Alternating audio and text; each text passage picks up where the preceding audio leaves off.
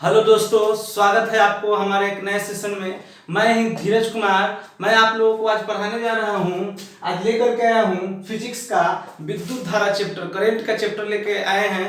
उससे जुड़ा हुआ जो भी फार्मूला है, पूरे फार्मूला को हम लोग वन बाय वन डिस्कशन करेंगे। आइए दोस्तों, नंबर 1 क्वेश्चन देखते हैं कौन सा है। नंबर 1 फार्मूला कौन सा है, ध्यान से समझिएगा। पहला है विद्युत धारा। विद्युत धारा बहुत इंपॉर्टेंट है, इससे जुड़ा हुआ सवाल एग्जाम में न्यूमेरिकल पूछेगा, तो ध्यान से समझेंगे। विद्युत धारा आई से सूचित होता है, तो विद्युत धारा बराबर होता है Q बटा T।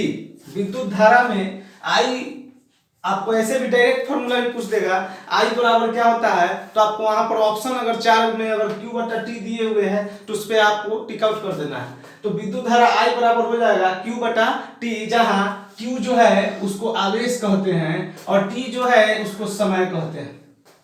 T से टाइम हो जाता है समय और Q से आवेश हो जाता है। सेकंड है ओम का नियम। This is the most important question. ये इससे जुड़ा हुआ सवाल ज्यादातर देखने को मिलता है, इससे फॉर्मूला भी पूछता है। इसको आप ध्यान से समझेंगे।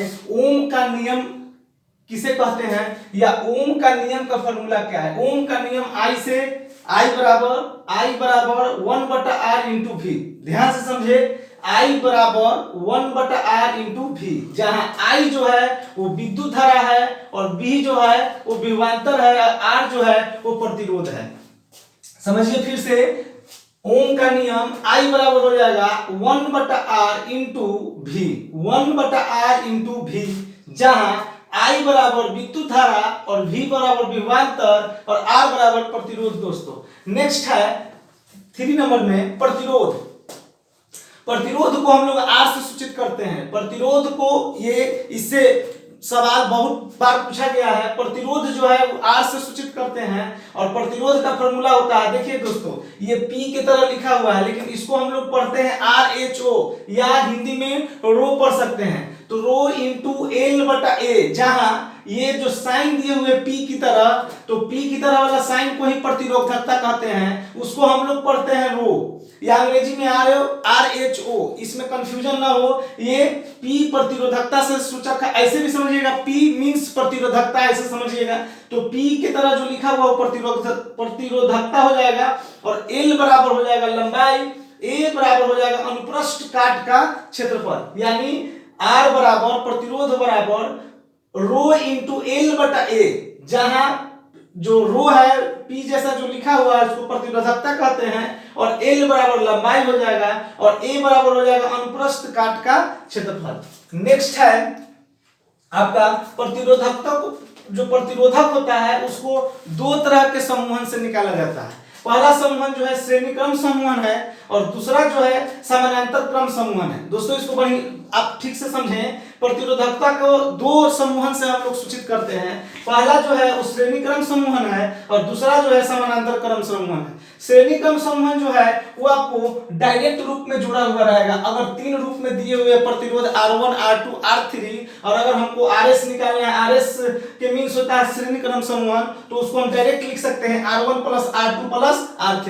बट अगर समानांतर क्रम समूहन में रहेगा तो 1 बटा RP बराबर हो जाएगा 1 बटा R1 प्लस 1 बटा R2 प्लस 1 बटा R3। इसमें आपको टोटल को समानांतर क्रम में करने के लिए बटा कर करके जोड़ना होगा। अगर हमको कहे R1, R2, R3 दिए हुए हैं, बोलेगा कि समानांतर क्रम समूहन में आप निकाले प्रतिरोधों का जो समानांतर क्रम समूहन में निकालने के लिए क्या करना होगा, 1 बटा RP बराबर 1 बटा R1 प्लस 1 बटा R2 प्लस 1 बटा R3, इस तरह से निकालेंगे। नेक्स्ट है विद्युत धारा का, विद्युत धारा से उत्पन्न उष्मा, यानी उष्मा के फॉर्मूला किस चीज उसमें क्या क्या लगता है, तो U बराबर हो जाएगा, फर्स्ट फॉर्मूला है I²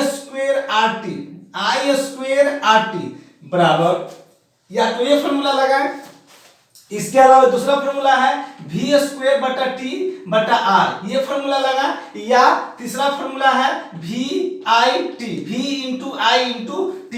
ये तीनों में से जो फॉर्मूला वहां पर लगेगा वो फॉर्मूला लगा करके हमको उष्मा निकालना है, विद्युत धारा से उत्पन्न उष्मा। नेक्स्ट है 6 नंबर विद्युत शक्ति। नेक्स्ट है विद्युत शक्ति। पावर P, यहाँ ये P पावर से संबंधित है दोस्तों, तो P बराबर हो जाएगा W बटा T, W बटा T। आप T तो जानते ही हैं ऑलरेडी कि T टाइम, और W के मीन्स हो जाता है, यहाँ पर देखिए लिखा हुआ है वर्ग, क्या हो जाता है वर्ग या कार्य, तो V W बटा T, या आप दूसरा जो सेकंड फॉर्मूला है I स्क्वायर बटा R, और तीसरा फॉर्मूला जो है वो V स्क्वायर बटा R, या चौथा फॉर्मूला जो है वो V इंटू I हो जाएगा। आप ऑलरेडी जानते हैं कि W जो है वो कार्य होता है, T जो है वो टाइम होता है, I जो है उसको विद्युत धारा कहते हैं, I को पहले ही हम बता चुके हैं विद्युत धारा कहते हैं, R जो है वो प्रतिरोध कहलाता है, V जो है वो विभवांतर कहलाता है। इसमें जो पॉइंट दिए हुए हैं सब का अर्थ हम पहले ही लिख चुके हैं। तो इस संबंधित जितना भी फॉर्मूला है इसको आपको ध्यान से समझ करके बोर्ड में जाना है। लास्ट में एक हम एग्जांपल दे करके समझा रहे हैं, उस जो समझिए। अगर हमको एग्जांपल के तौर पर अगर क्वेश्चन दिया कि यदि 2 ओम, ओम का ही संकेत है दोस्तों, ये जो दिया हुआ है ये ओम का संकेत है, तो 2 ओम, 3 ओम तथा 5 ओम के 3 प्रतिरोधकों को समानांतर क्रम में अगर संयोजित किया जाए तो संयोजन का समतुल्य प्रतिरोधों को ज्ञात कीजिए। देखिए दोस्तों, हम बोले थे कि प्रतिरोधों को 2 समूहन में हम लोग बांटते हैं, श्रेणीक्रम समूहन और समानांतर क्रम समूहन। समानांतर क्रम समूहन में आप जानते हैं कि फॉर्मूला ये लगेगा, ये वाला फॉर्मूला लगेगा, इसी फॉर्मूला को हम लगा करके इसको बनाएंगे। सबसे पहले आपको R1 R2 R3 दिए हुए 3 मान है, R1 R2 और R3, देखिए नीचे लिख दिए हैं, R1 2 ओम, R2 3 ओम और R3 5 ओम लिखा हुआ है दोस्तों। अब हम अगर इसका फॉर्मूला लगाएंगे तो समानांतर क्रम में, तो तीनों को बटा में करके जोड़ा जाएगा, 1 बटा R1 प्लस 1 बटा R2 प्लस 1 बटा R3। R1 का मान हमको दिए हुए 2 ओम, 2 ओम लिख दिए, R2 का मान दिए हुए 3 ओम, तो 3 ओम लिख दिए, R3 का मान दिए हुए 5 ओम, तो हम 5 ओम लिख दिए यहाँ पर दोस्तों। देखिए ध्यान से यहाँ पर देखिए, उसके बाद हम इसका भिन्न का जो है निकालेंगे, भिन्न का जोड़ निकालेंगे, तो ये 2 पाई 2 ओम 3 ओम 5 ओम का लघुत्तम हो जाएगा 30 ओम, और उसके बाद कैलकुलेशन करेंगे, तो कैलकुलेशन करने के बाद हमारा जो मान आएगा वो 31 बटा 30 ओम आएगा दोस्तों, यानी 1 बटा RP बराबर 31 बटा 3 पाई ओम आएगा दोस्तों। इसको पाई नहीं, इसको ओम बोलेंगे।